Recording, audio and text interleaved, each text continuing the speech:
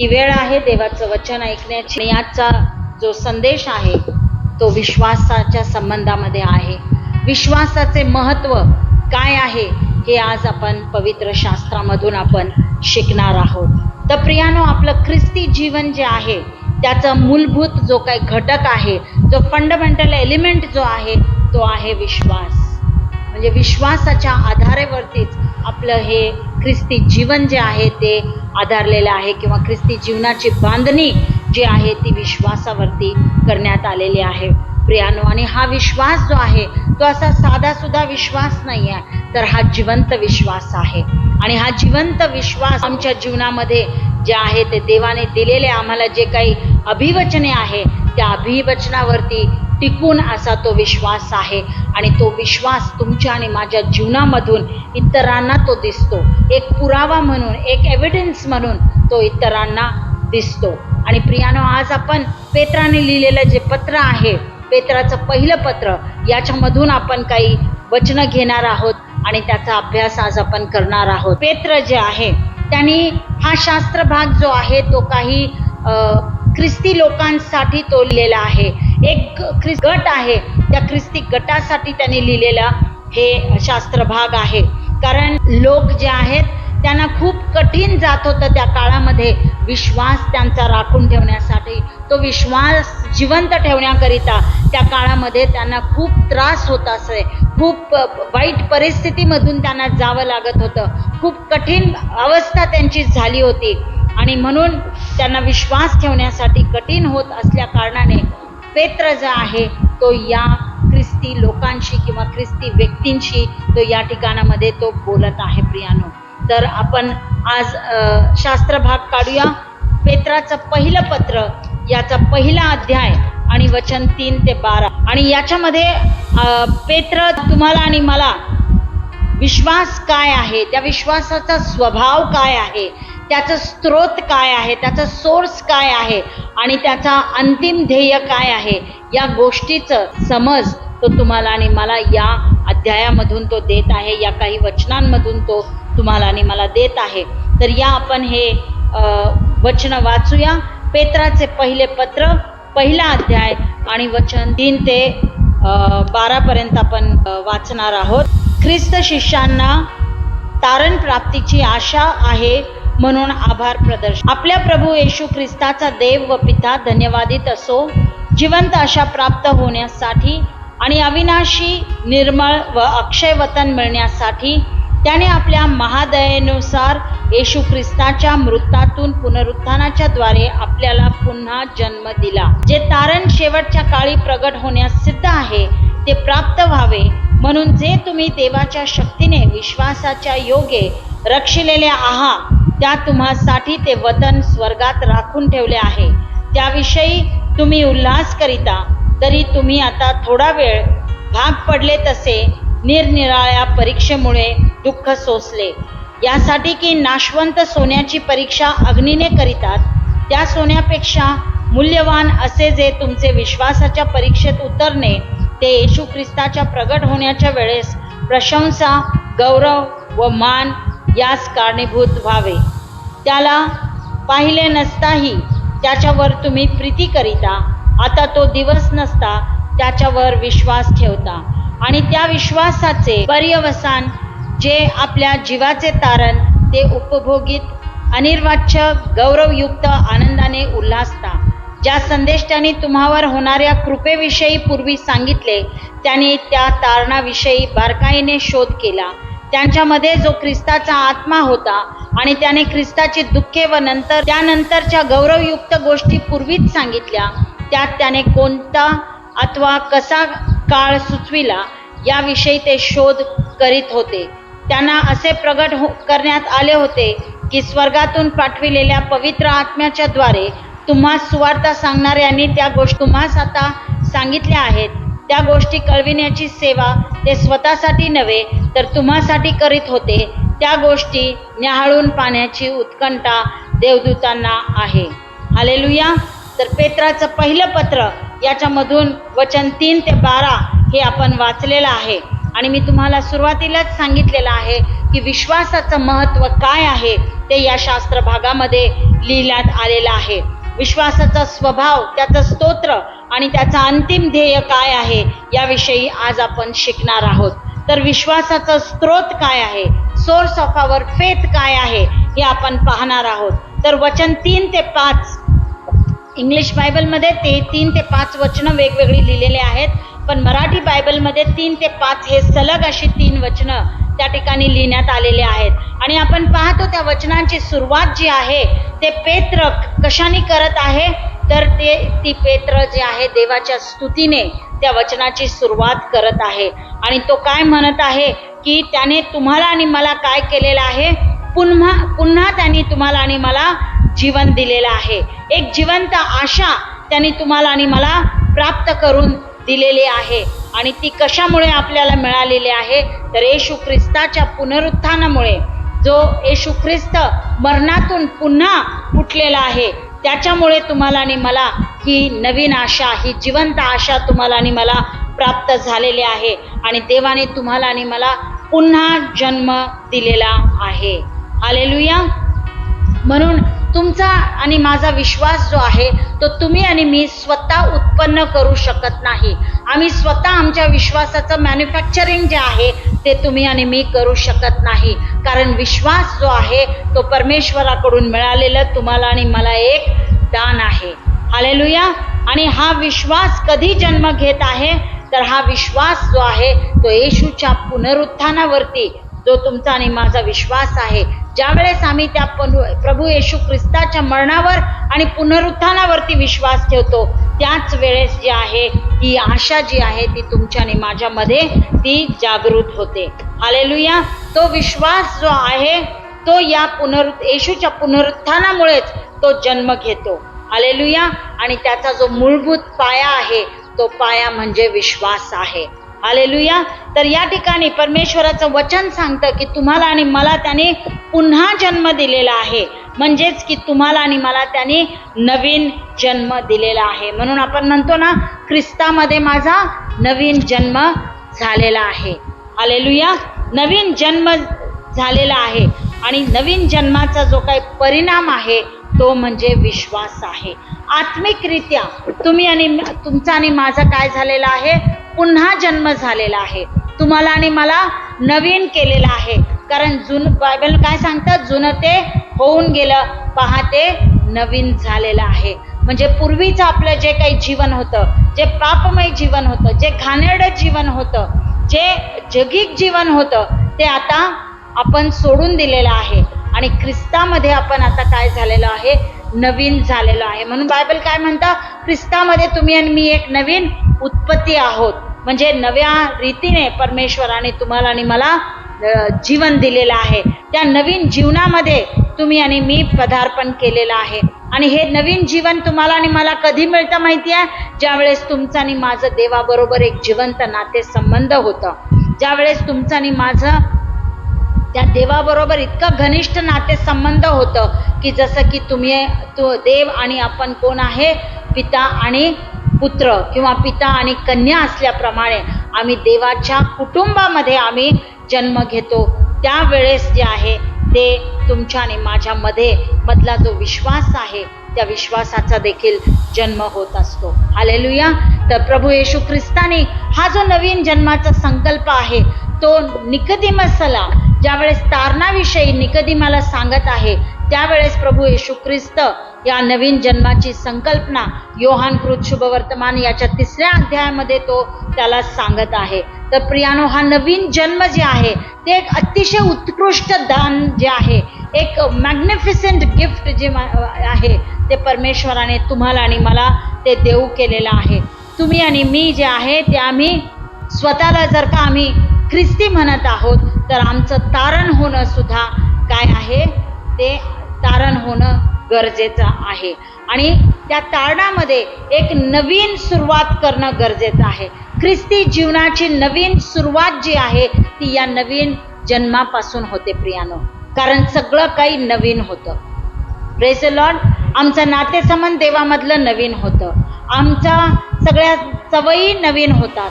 आमचं जीवन जे आहे, आमची जीवनशैली जे आहे, लाईफस्टाईल जे आहे ते बदललं जातं. जुन्या गोष्टी आम्ही सगळ्या सोडून देतो आणि त्या नवीन गोष्टी आम्ही करायला लागतो.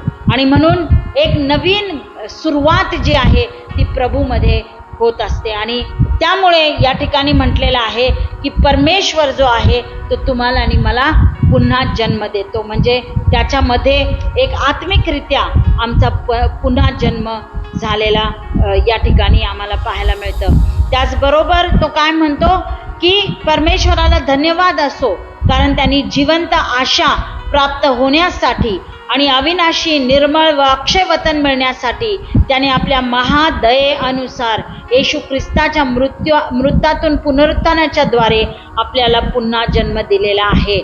म्हणजे एक नवीन आशा तुम्हाला आणि मला मिळण्याकरिता जे आहे त्यांनी येशूला काय केलेलं आहे, मरणातून त्याने पुन्हा उठवलेला आहे. एक नवीन आशा तुम्हाला आणि मला दिलेली आहे, एक जिवंत आशा त्यांनी तुम्हाला आणि मला दिलेली आहे. आणि ती आशा जी आहे ती येशू ख्रिस्ताच्या पुनरुत्थानामध्ये ती मुळावलेली आहे, ती रुजलेली आहे त्या प्रभू येशू ख्रिस्ताच्या पुनरुत्थानामध्ये. आणि ही जी आशा आहे ती एका विस्फोटकाप्रमाणे आहे, एका डायनमाइट प्रमाणे ती आहे, ती टिकून राहणारी आशा आहे.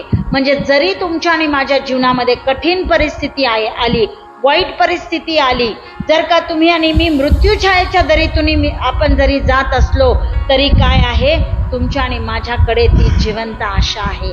हालेलुया.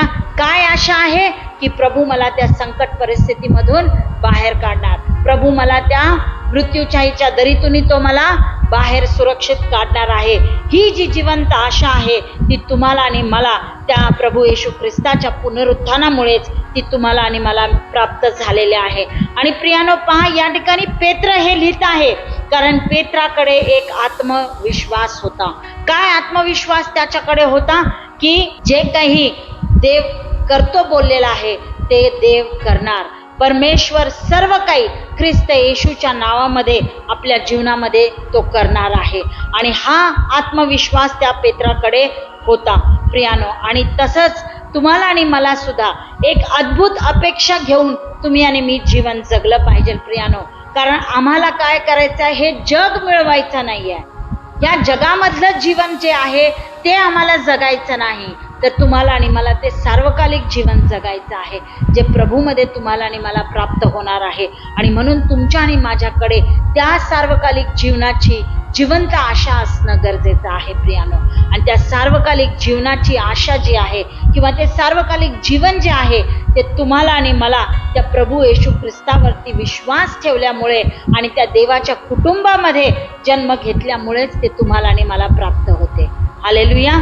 त्यानंतर या ठिकाणी वचनामध्ये म्हटलेलं आहे की अविनाशी निर्मळ व अक्षय वतन तुम्हाला आणि मला मिळण्याकरिता जे आहे ते काय केलेलं आहे, प्रभूंनी तुम्हाला आणि मला नवीन जन्म ख्रिस्तामध्ये दिलेला आहे. तर तुम्हाला आणि मला एक वारसा परमेश्वराने दिलेला आहे, एक वतन परमेश्वराने तुम्हाला आणि मला दिलेला आहे. आणि पेत्र या ठिकाणी तुम्हाला आणि मला आठवण करून देतो, ते जे वतन आहे, जे अविनाशी आहे, जे निर्मळ आहे, जे अक्षय वतन आहे, ते तुम्हाला आणि मला काय होणार आहे, या विश्वासाच्या द्वारेच तुम्हाला आणि मला ते प्राप्त होणार आहे. आणि तुमचं आणि माझं वतन प्रियानो या जगामध्ये ठेवलेलं नाही आहे. कारण जगामधलं वतन जे आहे ते काय आहे, ते नाश होणारं वतन आहे, ते नष्ट होणारं वतन आहे आणि ते कायमस्वरूपी टिकणारं वतन ते नाही आहे प्रियानो. पण तुम्हाला आणि मला जे वतन या ठिकाणी लिहिलेलं आहे, जे मिळणार आहे ते अविनाशी आहे, त्याचा कधीच नाश होणार नाही. अशा प्रकारचं वतन तुम्हाला आणि मला देण्यात आलेलं आहे. ते निर्मळ आहे, त्याला कोणीही वाईट करू शकत नाही, त्याला कोणीही मलिन करू शकत नाही, त्याला कोणीही त्याचा नाश करू शकत नाही. अशा प्रकारचं ते वतन आहे. आणि ते वतन अक्षय वतन असं आहे, अनचेंजिंग, अनफेडिंग इंग्लिशमध्ये त्याला म्हटलेलं आहे की अशा प्रकारचं वतन तुमच्या आणि माझ्यासाठी परमेश्वराने त्याच्या सामर्थ्याने ते तुमच्या आणि माझ्यासाठी सुरक्षित ठेवलेलं आहे. आणि ते वतन तुम्हाला आणि मला कुठे मिळणार आहे, तर या जगात नाही, तर ते तुम्हाला आणि मला स्वर्गामध्ये ते वतन मिळणार आहे प्रियानो. पहा प्रियानो, ज्यावेळेस जुन्या करारामध्ये आम्ही वाचतो, यहुदी लोकांना परमेश्वराने एक अभिवचन दिलेलं होतं आणि त्यांना सांगितलं होतं की मी तुम्हाला वतनदत्त देशामध्ये मी तुम्हाला घेऊन जाणार आहे, त्या कनान देशामध्ये मी तुम्हाला घेऊन जाणार आहे आणि त्या ठिकाणी मी तुम्हाला काय देणार आहे? वतन देणार आहे. हालेलुया. आणि ते लोक त्या वतनाची आशा घेऊन ते जीवन जगत होते आणि त्यांनी प्रवास जो आहे तो मिसर देशातून यासाठीच ते करत होते की देवानी त्यांना अभिवचन दिलं होतं की मी तुम्हाला एका चांगल्या ठिकाणी मी तुम्हाला नेणार आहे, दुधामधाच्या प्रदेशामध्ये तुम्हाला मी घेऊन जाणार आहे आणि त्या ठिकाणी मी तुम्हाला एक वतन देणार आहे. आणि त्या आशेने ते जीवन जगत होते आणि त्याच आशेने त्यांनी आपला प्रवास जो आहे तो वाळवंटामधून त्यांनी तो सुरू केला. प्रिया, गणनायकच्या पुस्तकामध्ये वाचायला मिळतं, गणना 32:19 मध्ये, आणि त्याचप्रमाणे अनुवादाच्या पुस्तकामध्ये पण लिहिलेलं आहे की परमेश्वर देवाने जे त्यांच्या पूर्वजांना जी काही शपथ वाहिली होती आणि पूर्वजांना सांगितलेलं जे काही अभिवचन दिलेलं होतं ते अभिवचन पूर्ण करण्यासाठी परमेश्वराने त्यांना मिसर देशातून बाहेर काढलं आणि कनान देशामध्ये त्यांना त्या वतनदत्त देशामध्ये परमेश्वर त्यांना घेऊन गेलेला मला पाहायला मिळतं. पण आज तुम्ही आणि मी नव्या करारामधले तुम्ही आणि मी लोक आहोत प्रियानो. तर या नवीन करारामध्ये तुम्हाला आणि मला सुद्धा परमेश्वर अशा प्रकारच्या वतनाची तो तुम्हाला आणि मला अभिवचन देत आहे, जे वतन अविनाशी आहे, जे वतन निर्मळ आहे, जे वतन अक्षय आहे. हालेलुया.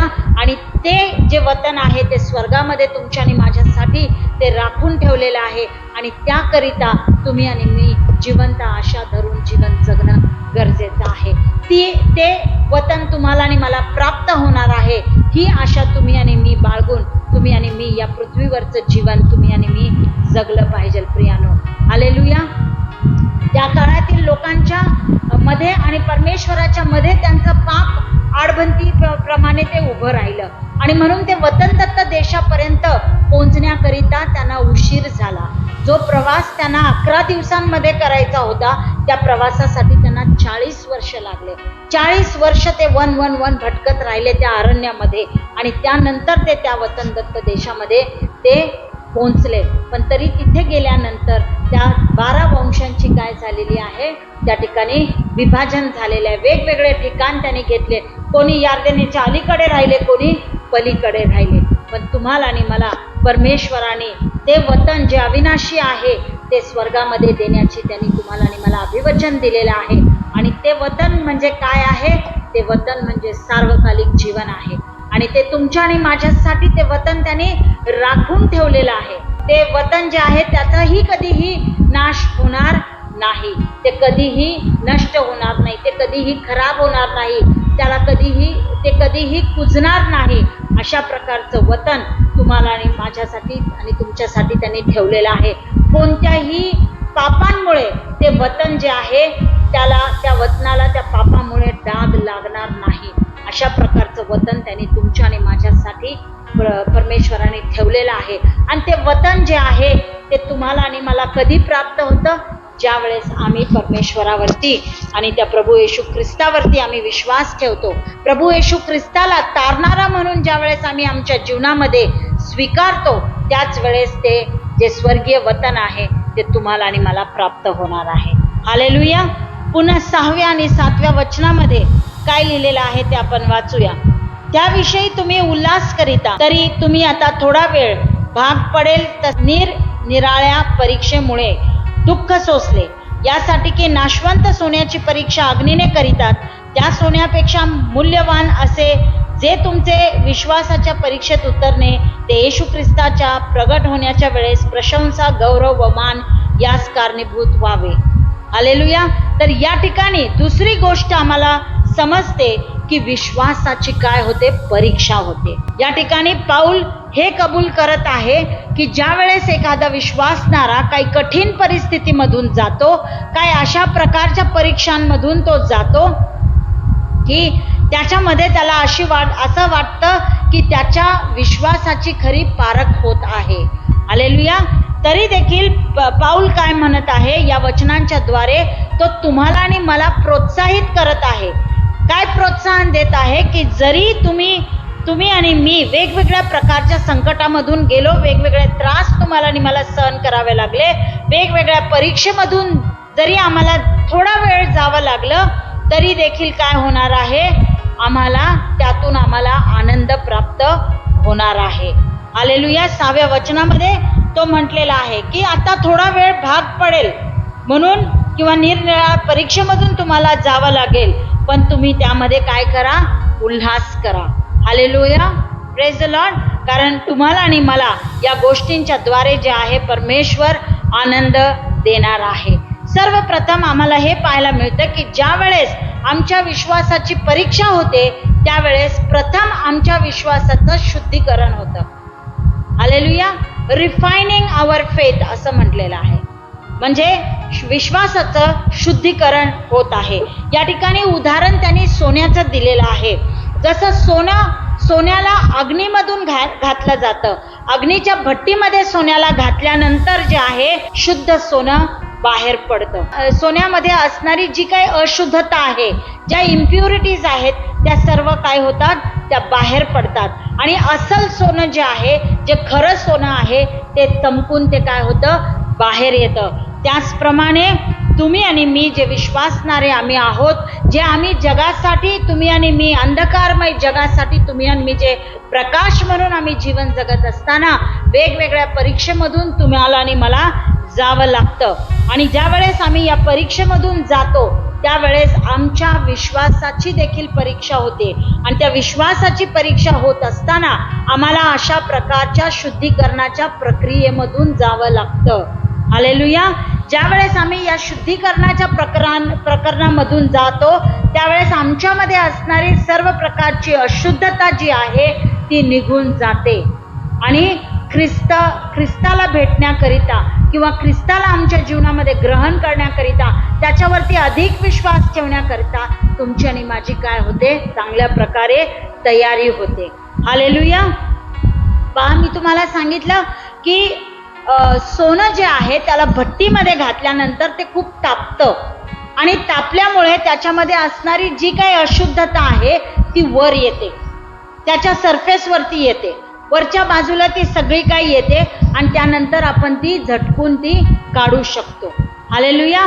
आणि त्यानंतर जे काय उरतं पाठीमागं ते खरं सोनं असतं, ते शुद्ध असतं, ते प्युअर सोनं असं असतं, त्यामध्ये कोणत्याही प्रकारची अशुद्धता नसते.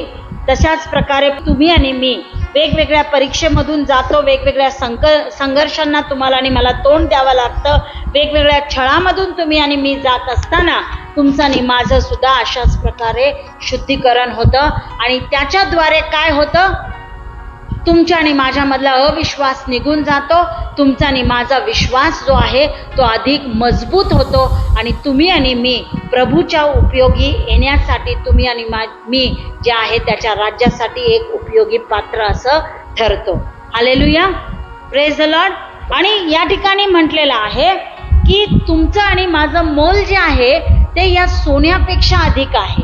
तुमच्या आणि माझ्या विश्वासाचं मोल जे आहे या सोन्यापेक्षा अधिक मोल त्याचा आहे. हालेलुया. तर ज्या वेळेस आमचा विश्वास पारखला जातो, ज्या वेळेस आम्ही विश्वासामध्ये खरंपणाने आम्ही उतरतो, सिद्ध आमचा विश्वास ज्या वेळेस होतो त्यावेळेस तो विश्वास जो आहे तो सोन्यापेक्षा मौल्यवान आहे असं म्हटलेलं आहे. कारण सोनं जे आहे ते नाशवंत आहे. जरी ते किमती असेल, जरी ते मौल्यवान आहे, तरी त्या सोन्याचा नाश होतो. पण प्रियानो, या ठिकाणी काय म्हटलेलं आहे की तुमचा आणि माझा विश्वास जो आहे तो त्या नाशवंत सोन्यापेक्षा तो मौल्यवान आहे. आणि 7व्या वचनामध्ये म्हटलेलं आहे की नाशवंत सोन्याची परीक्षा अग्नीने करीतात, त्या सोन्यापेक्षा मौल्यवान असे जे तुमचे विश्वासाच्या परीक्षेत उतरणे ते येशू ख्रिस्ताच्या प्रगट होण्याच्या वेळेस प्रशंसा, गौरव व मान यास कारणीभूत व्हावे. हालेलुया. तर येशू ख्रिस्त ज्या वेळेस प्रगट होईल त्यावेळेस म्हटलेलं आहे की जे परीक्षेमध्ये खरे उतरलेले आहेत, ज्या परीक्षेमध्ये जे पारखले गेलेले आहेत, जे सिद्ध ठरलेले आहेत, जे सोन्यापेक्षा मौल्यवान ठरलेले आहेत, ते त्यावेळेस त्यांना काय मिळणार आहे, प्रशंसा, गौरव आणि मान मिळणार आहे. हालेलुया. Praise the Lord. तर या सर्व गोष्टी त्या सोन्यापेक्षा त्या मौल्यवान आहेत. आणि या गोष्टी कधीही नष्ट न होणाऱ्या, कधीही त्याचा नाश न होणाऱ्या अशा त्या गोष्टी आहेत. पहा प्रियानो, की पेत्राच्या काळामध्ये सुद्धा आणि आज आपल्या काळामध्ये सुद्धा सोन्याला फार मौल्य आहे. सोनं म्हटलं की सर्वांना फार आवडतं ते, का तर ती किमती वस्तू आहे आणि प्रत्येकाजवळ जर का ती असले तर त्याला वाटतं की माझ्याकडं मौल्यवान वस्तू आहे आणि त्यामुळे मी फार काय आहे, श्रीमंत आहे. पण मला तुम्हाला सांगू द्या, पवित्र शास्त्राप्रमाणे सोन्यापेक्षा अधिक जर का काही मौल्यवान असेल तर तो तुमचा आणि माझा प्रभूवरचा विश्वास. Hallelujah, praise the Lord. सोनं हे नाश होतं, सोन्याचा नाश होतो, ते नष्ट होतं. पण तुमचा आणि माझा विश्वास जो आहे तो कायम स्वरूपी टिकून राहणारा तो विश्वास आहे. हालेलुया. म्हणून प्रभू येशू ख्रिस्तावरती तुम्ही आणि मी विश्वास ठेवला पाहिजे. जरी या जगाचा अंत झाला तरी देखील आमच्या विश्वासाचा अंत आम्ही होऊ द्यायचा नाही. आमचा विश्वास आम्ही कायमस्वरूपी टिकून ठेवायचा आहे. येशूच्या मृत्यूवरती विश्वास ठेवायचा आहे, त्याला पुरण्यात आलं याच्यावरती विश्वास ठेवायचा आहे. आणि तो मेलेल्यातून उठला, तो पुनरुत्थित ख्रिस्त आहे. या सर्व गोष्टींवरती तुम्ही आणि मी विश्वास ठेवला पाहिजे. आणि हाच विश्वास जो प्रभू येशू ख्रिस्ताच्या मृत्यूवर, त्याच्या पुण्यावर, त्याच्या पुनरुत्थानावरती आहे तो फार मौल्यवान आहे. सोन्याहून तो मौल्यवान आहे. आणि तो विश्वास जो आहे तो सार्वकालिक टिकणारा असा तो विश्वास आहे. हालेलुया. आणि आमच्या विश्वासाच्या द्वारे आम्ही काय करतो, आम्ही ख्रिस्ताला प्रकट करतो. हालेलुया. या जगामध्ये, हे नाश होणाऱ्या जगामध्ये ज्यावेळेस तुम्ही आणि मी ख्रिस्ती म्हणून आम्ही चालतो, त्यावेळेस आमच्या जीवनाच्या द्वारे आम्ही लोकांना, इतर लोकांना, जगिक लोकांना आम्ही काय करतो, तो ख्रिस्त आम्ही प्रतिबिंबित करतो. त्या ख्रिस्ताला आम्ही आमच्या जीवनाच्या द्वारे आम्ही प्रगट करतो. हालेलुया. जितकं जास्त आम्ही ख्रिस्तामध्ये वाढू, तितकं जास्त आम्ही त्या ख्रिस्ताला जाणून घेऊ, तितकं जास्त आम्ही त्या ख्रिस्तावरती प्रीती करू आणि तितकं जास्त आमचं जीवन जे आहे ते ख्रिस्तासारखं ते बनेल आणि आमच्यामधून ख्रिस्त इतरांना प्रगट होईल. आणि हीच येशूची सुद्धा इच्छा हीच आहे की तुमच्या आणि माझ्या जीवनाच्या द्वारे आम्ही त्याला, जगाला आम्ही प्रगट करावं. हालेलुया. आणि हे जगाला आम्ही कधी प्रगट करू शकतो, ज्यावेळेस आमचा विश्वास हा शुद्ध ठरेल, ज्यावेळेस आम्ही वेगवेगळ्या परीक्षेमधून जाऊ, ज्यावेळेस आम्हाला अशा प्रकारच्या अग्नीच्या भट्टीतून जावं लागेल, त्यावेळेस काय होणार आहे, आमच्या विश्वासाची खरी पारख होणार आहे. आणि जेव्हा आमच्या विश्वासाची खरी पारख होईल त्याच वेळेस जे आहे ते तुम्ही आणि मी जे आहे प्रभू येशू ख्रिस्ताला, जगाला तुम्ही आणि मी प्रगट करू शकतो. हालेलुया. तिसरी गोष्ट आम्हाला पाहायला मिळते, ती 8व्या आणि 9व्या वचनामध्ये लिहिलेली आहे. त्या वचन आपण वाचूया, 8 आणि 9. त्याला पाहिले नसताही त्याच्यावर तुम्ही प्रीती करिता, आता तो दिवस नसता त्याच्यावर विश्वास ठेवता आणि त्या विश्वासाचे पर्यवसान जे आपल्या जीवाचे तारण, ते उपभोगीत अनिर्वाच्य गौरवयुक्त आनंदाने उल्हासता. हालेलुया. या ठिकाणी आम्हाला पाहायला मिळतं की आमचा जो विश्वास आहे ना तो फार सामर्थ्यशील आहे. का तो सामर्थ्यशील आहे? या ठिकाणी म्हटलेलं आहे की आम्ही त्याला पाहिलेलं नाही आहे, आम्ही येशूला पाहिलेलं नाही आहे, पण तरीही आम्ही त्याच्यावरती विश्वास ठेवतो. हालेलुया. आणि हे या ठिकाणी पेत्र सांगत आहे की आमचं अंतकरण जे आहे ते ख्रिस्तासाठी प्रीतीने भरलेलं ते अंतकरण आहे. जरी आम्ही त्या ख्रिस्ताला पाहिलेलं नाही आहे तरी देखील आम्ही त्याच्यावरती प्रीती करतो, तरी देखील आम्ही त्याच्यावरती विश्वास ठेवतो. म्हणून आमचा विश्वास जो आहे तो फार सामर्थ्यशील असा तो विश्वास आहे. आणि या वचनामध्ये म्हटलेलं आहे की अनिर्वाच्य आनंद जो आहे, म्हणजे ज्या आनंदाला आम्ही वाक्यामध्ये बोलू शकत नाही, शब्दामध्ये ज्याचं वर्णन आम्ही करू शकत नाही, अशा अनिर्वाच्य आनंदाने तो तुमचं आणि माझं जीवन जे आहे ते तृप्त करतो. तर तुमचं आणि माझं जीवन अशा प्रकारच्या आनंदाने तो भरतो. इंग्लिशमध्ये म्हटलेलं आहे इनएक्सप्रेसिबल जॉय. ज्या आनंदाला तुम्ही आणि मी एक्सप्रेस करू शकत नाही, जे तुम्ही आणि मी ज्याचं वर्णन करू शकत नाही, अशा प्रकारचा आनंद जो आहे तो तुम्हाला आणि मला देतो. आणि एवढंच नव्हे तर तो गौरवयुक्त आनंद आहे. हालेलुया. आणि हा आनंद, ह्या आनंदाचा अनुभव, तो अशा प्रकारच्या अनिर्वाच्य गौरवयुक्त आनंदाचा अनुभव तो तुम्हाला आणि मला पृथ्वीवर असतानाच तो देतो. ज्यावेळेस आम्ही त्या नवीन जन्म पावतो त्याच वेळेस या आनंदाने तो तुम्हाला आणि मला भरतो. म्हणून गेल्या काही आठवड्यांपूर्वी मी संदेशामध्ये मी सांगितलं की ज्या वेळेस आम्ही बाप्तिस्मा घेतो, त्या प्रभूला आपल्या जीवनामध्ये स्वीकारतो, त्या क्षणाला जे आहे पवित्र आत्म्याचं जे फळ, आनंद जे फळ आहे ते तुम्हाला आणि मला प्राप्त होतं.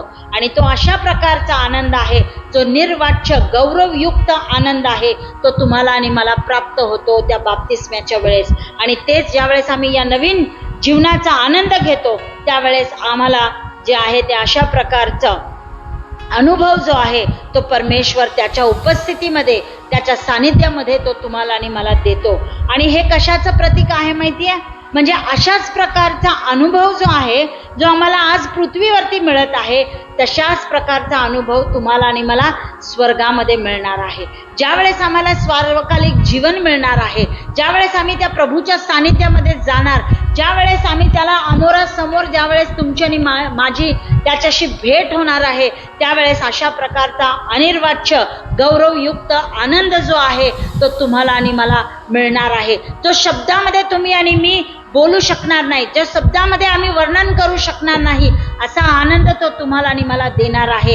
आणि त्या आनंदाच्या द्वारे तुम्ही आणि मी फक्त आणि फक्त त्या देवाचं गौरव करणार आहे. हालेलुया. आणि म्हणून या ठिकाणी जे प्रतिफळ, विश्वासाचं प्रतिफळ आहे, त्याविषयी पेत्र या ठिकाणी बोलत आहे की तुमचा आणि माझा विश्वास प्रभू येशू ख्रिस्तावरती आहे, त्याचं प्रतिफळ जे आहे ते तुम्हाला आणि मला स्वर्गात मिळणार आहे. आणि त्या प्रतिफळामधलं एक जे काही आम्हाला जी गोष्ट प्राप्त होणार आहे ती म्हणजे हे अनिर्वाच्य जे उल्हास आहे, आनंद आहे, तो तुम्हाला आणि मला प्राप्त होणार आहे. हालेलुया. आणि अंतिम देह, तुमच्या आणि माझ्या विश्वासाचं अंतिम देह किंवा अल्टिमेट गोल काय आहे? ते ध्येय हेच आहे की आपल्याला जे जीवांचं तारण आहे ते तुम्हाला आणि मला जे आहे ते प्राप्त होणार आहे. 9व्या वचनामध्ये ते त्या ठिकाणी म्हटलेलं आहे की आणि त्या विश्वासाचे पर्यवसान जे आपल्या जीवांचे तारण ते उपभोगीत अनिर्वाच्य गौरवयुक्त आनंदाने उल्हासता. जीवांचे तारण जे आहे, आपल्या जीवाचे तारण हे होणार आहे, हे या ठिकाणी म्हटलेलं आहे. तो आपला अंतिम ध्येय आहे. का आम्ही विश्वास ठेवत आहोत? विश्वास आम्ही यासाठी ठेवत आहोत की आमच्या जीवाचं तारण होणार आहे. हालेलुया. आणि विश्वासच ते एक साधन आहे जो तुम्हाला आणि मला प्रभूमध्ये मिळणारं जे तारण आहे, ज्या तारणाची परिपूर्णता आहे, त्याचा अनुभव घेण्यासाठी तो विश्वास तुम्हाला आणि मला मदत करणार आहे. हालेलुया. म्हणून ते तुमचं आणि माझं प्रतिफळ आहे की तुम्हाला विश्वासाच्या द्वारे तुम्हाला आणि मला तारण प्राप्त होणार आहे. आणि त्या विश्वासाच्या द्वारे तुम्हाला आणि मला अनिर्वाच्य आनंद जो आहे तो प्राप्त होणार आहे. हालेलुया. चौथी गोष्ट जी 10व्या आणि 10 ते 12व्या वचनामध्ये, या 2 वचनांमध्ये लिहिलेले आहे, ती म्हणजे आपल्या विश्वासाची परिपूर्तता. हालेलुया. विश्वासाची पूर्तता झालेली या ठिकाणामध्ये दिसते. कारण शेवटी पेत्र या ठिकाणी काय म्हणत आहे की पुष्कळ भविष्यवक्ते आलेत, पुष्कळ संदेश ते जुन्या करारामध्ये होऊन गेलेत. आणि त्या सर्वांनी काय केलेलं आहे? त्या सर्वांनी काही गोष्टी ज्या आहेत त्या त्यांनी सांगितलेल्या आहेत, ज्या भविष्यामध्ये होणाऱ्या आहेत. म्हणजे जी भविष्यवाणी त्यांनी केलेली आहे ती देवाच्या कृपेने ती भविष्यवाणी त्यांनी लोकांना सांगितलेली आहे. पण या ठिकाणी आम्हाला पाहायला मिळतं की संदेष्टांनी फक्त अपेक्षा केलेली आहे, पण त्या भविष्याची पूर्तता जी आहे, त्या भविष्यवाण्यांची पूर्तता नव्या करारामध्ये झालेली आपल्याला पाहायला मिळते.